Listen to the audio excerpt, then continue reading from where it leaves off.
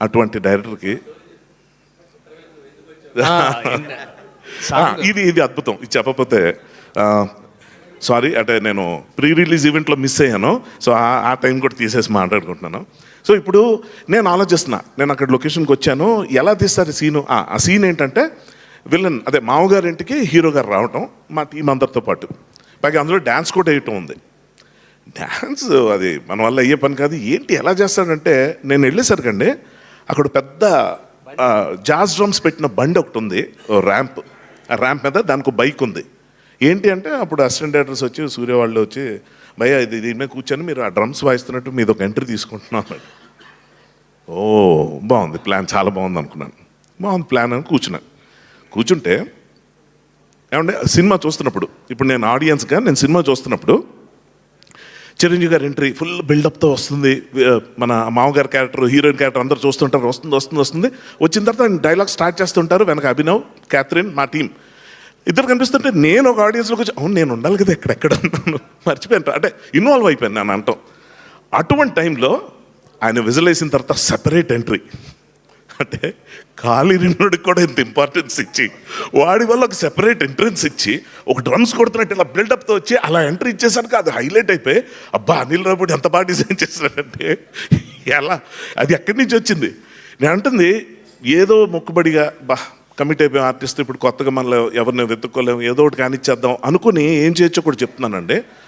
నా క్యారెక్టర్ని తగ్గించేసి వెనక ఎక్కడో నిలిచిపెట్టేయచ్చు. అది కూడా జరిగింది. కాలు కనపడకుండా ఉండటం కోసం కొన్ని షాట్లు అనుకుంటే చిరంజీవి గారు వెంకటేష్ గారితో చెప్తుండేవారు, ఫస్ట్ హాఫ్లో అంతా నా పక్కన ఉండేవాడు, ఇప్పుడు చూడు ఎక్కడికో వెళ్ళిపోయాడు, ఏమైంది నీ పరిస్థితి ఏంటి అంటే ఇదేంటి జోక్లా సార్, కాలు నొప్పిగా ఉంది సార్, కట్టుంది కనబడకూడదు కదా అందుకే వెనక్కి.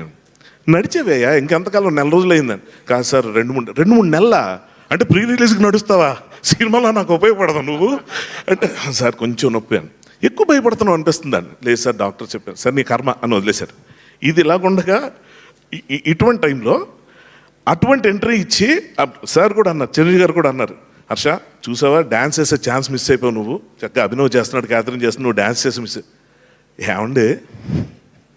ఇప్పుడు నా కాలు ఇరిగింది, నేను నడవలేకపోతున్నాను, ఇదంతా ఓకే, నా కాలు బాగుంటే మాత్రం మీ పక్కన డ్యాన్స్ వేస్తానా, వాళ్ళకంటే బుద్ధి లేదు వేశారు, నేను చాలా తెలివైనోడిని, ఎందుకంటే మీ పక్కన డ్యాన్స్ వేస్తే ఎవరో కదా నేనే చూసుకున్నాను, నేను పిచ్చవి ఊరుకోండి సార్ మీరు ఊరుకోండి.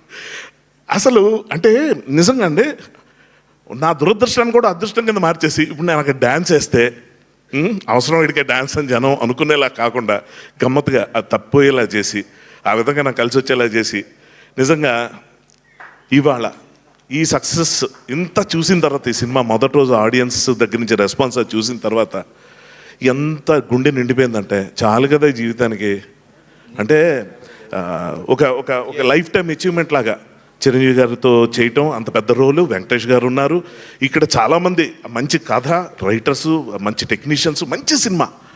ఇందులో నేను ఒక్కడనే ఏదైనా ఆడ్ మ్యాన్ అవుట్లాగా ఉంటానా, ఏమైనా ఇబ్బంది పడిపోతానా అని చెప్పి ఆలోచిస్తే, చివరిగా చెప్తున్నానండి, ఒక యాక్టర్గా మీరు ఆలోచించండి నా పొజిషను, ఏదో డైలాగ్ చెప్పాం, ఏదో పక్కన ఉన్నాం, ఏదో అనేది కాదు.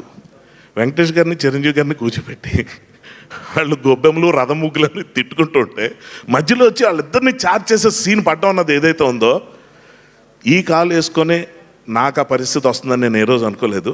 అద్భుతం, మా అద్భుతం. అందుకే ప్రత్యేకంగా ఈ అవకాశాన్ని నేను అతను కేవలం థ్యాంక్స్ చెప్పుకోవడానికి, అతన్ని విష్ చేయడానికి, అతన్ని బ్లెస్ చేయడానికి మనస్ఫూర్తిగా వాడుకుంటున్నాను. ఈ సందర్భంగా చివరాఖరిగా బ్రహ్మదేవుడు సృష్టించినట్టు మా బ్రహ్మయ్య గారు ఈ మనిషిని సృష్టించారు, అద్భుతాన్ని. సూపర్. ఈ అద్భుతం 10 కాలాల పాటు ఇంకా మల్టిపుల్ హ్యాట్రిక్స్ కొడుతూ ఉండాలని మనస్ఫూర్తి కోరుకుంటున్నాను. All the best Anil, God bless you. నీలాంటి ఉంటే పెద్ద పెద్ద స్టార్లు అందరూ ధైర్యంగా ఉంటారు, ప్రతి ఒక్కళ్ళు తృప్తిగా ఉంటారు, ప్రతి ప్రొడ్యూసర్ ఫ్లరిష్ అవుతుంటారు, ఇండస్ట్రీ అంతా చాలా గర్వంగా ఉంటుంది.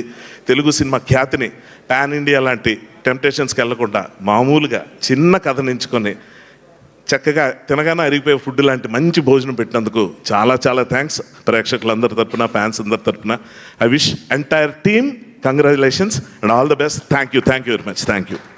మామ మేము కూడా మర్చిపోయి ఉంటే